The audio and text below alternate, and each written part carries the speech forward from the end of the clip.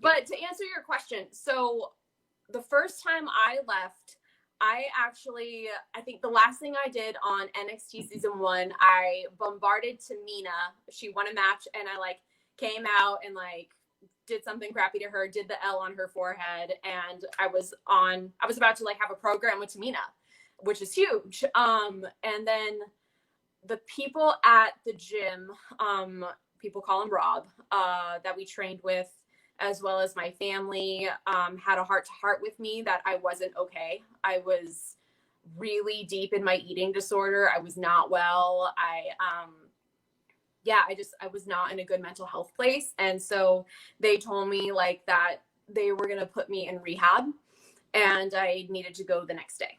And like, of course, they gave me a chance. I agreed to get help. Joey Mercury was one of the people that really helped me out because he saw I wasn't doing well. Shout out to Mercury, man. Shout out to him. He's an amazing worker, and he's been like a father figure to me in the wrestling industry. So I'm very blessed to have Joey. And so, yeah, I was in inpatient treatment for 3 months, and I couldn't see how I could, at the time, keep my mental health and go back in an industry that it was very different times when I was there. There was like before the evolution of women's wrestling, and like there wasn't many women that were in between size in WWE. You were either a model or you were a monster. And it was like those two things. And it was, I didn't see how I could keep my mental health intact. So that was why I decided to take a break and see what else I could do with performing that would allow me to still keep my mental health intact. So what advice would you give to people out there who's dealing with a eating disorder? Okay, so it's a bitch. I like that's some oddest shit. It's a bitch. It really is, because it's and I'm saying every person that has an addiction, like it's a struggle. Absolutely. I think for me it was always hard because you got to eat 3 times a day. It's not like you can stop eating, or it's not like you can just learn how to eat. I had to relearn how to eat and how to know when I'm full. Am I emotionally eating? It was really difficult. Like, and even then, like after I got out of inpatient treatment, I didn't know how to handle like just eating as a person and being okay with my emotions without acting out. So it took like, I think a couple of years before I got the hang of it. But honestly, keep going. You are not alone, and just know like it does get better. It feels like you're like you will never smile again. You will never feel okay again. You'll never feel whole again, but you will. You will. And there's a way for you to handle this. It's just, we got to find the right medicine for you. That's all. So when did you decide that you wanted to get back? Like, you pop on the AEW was really dope because I was for the women's tournament, which I was like, okay, she's coming back. So when did you kind of make that decision to come back into the business? Because, I think first and foremost, it takes a lot of courage to actually tell your story and to go through what you went through.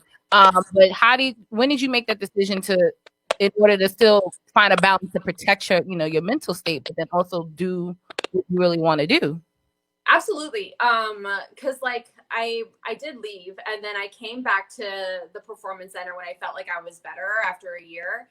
And I was there for like a couple like months and whatnot, and my neck wasn't holding up. I've had to deal with the eating disorder and a lot of neck issues in wrestling. Wow. So like that was like, and that was when I was dating Matt. And when Matt was telling me like, I am concerned for you.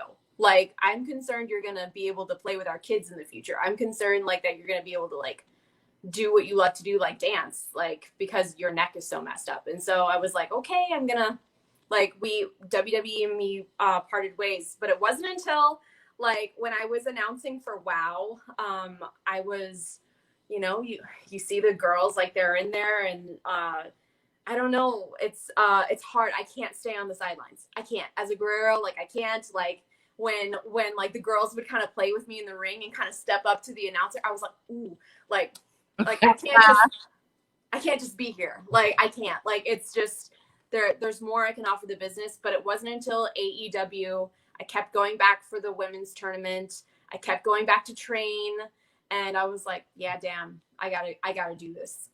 there's so much more I can offer this business. And if I do it my way, and if I'm really careful with my body, and I don't take, like, it's just a matter of like trying to, how do I say this?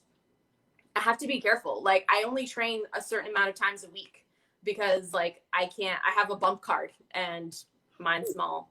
So it's just like, it's a big balancing act, but AEW really lit the fire under my ass. Can you explain the bump card for people who don't know? Yes, a bump card. Every wrestler has a different bump card. So that's how many falls you take. Anytime you see a wrestler smack their back against the mat, that is a bump. So my husband has a very high bump. Who's behind, right behind you? Speaking of the devil. He's trying to hide, but he doesn't have to hide. This is my life. That's the love of my life. Good. Get the thing. Run it out.